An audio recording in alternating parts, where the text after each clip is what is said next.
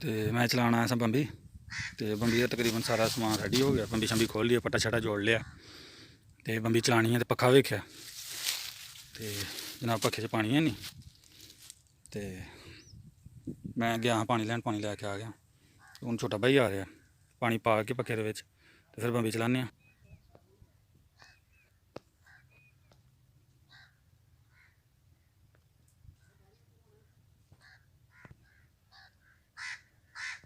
छोटा भाई जनाब पानी लैके आ रहा बोतलों के पाना पक्खे दे विच।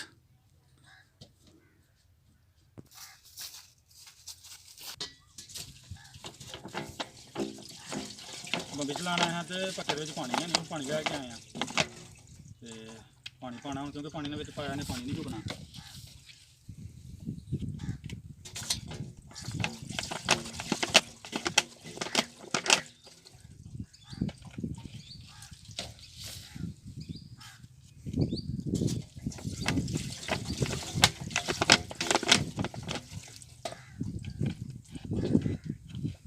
तो पानी गया पाया हूँ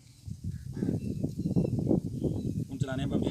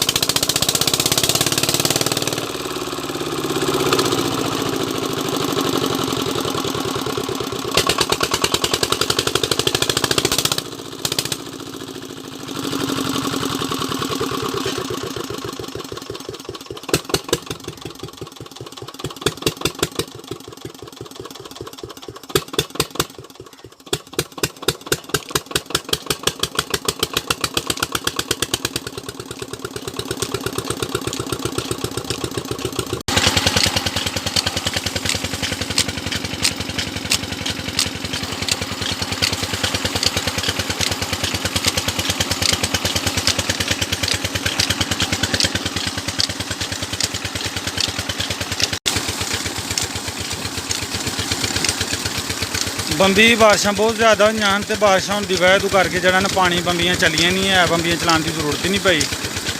तो बंबी हूँ मट्ठी की है, बंबी का पानी बहुत ज़्यादा ही, आड़ सारी साफ करने वाली थोड़ी बहुती की है।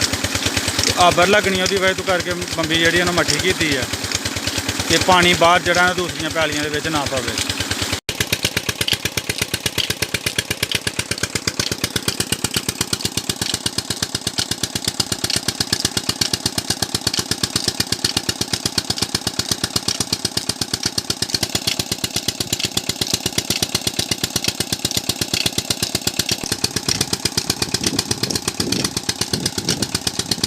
जो ही पानी आता बगले आ जाते हैं, बगलियां का ज़हन होंदा है कि पानी के कोई कीड़ा शीड़ा निकलेगा तो अं खा लवेंगे।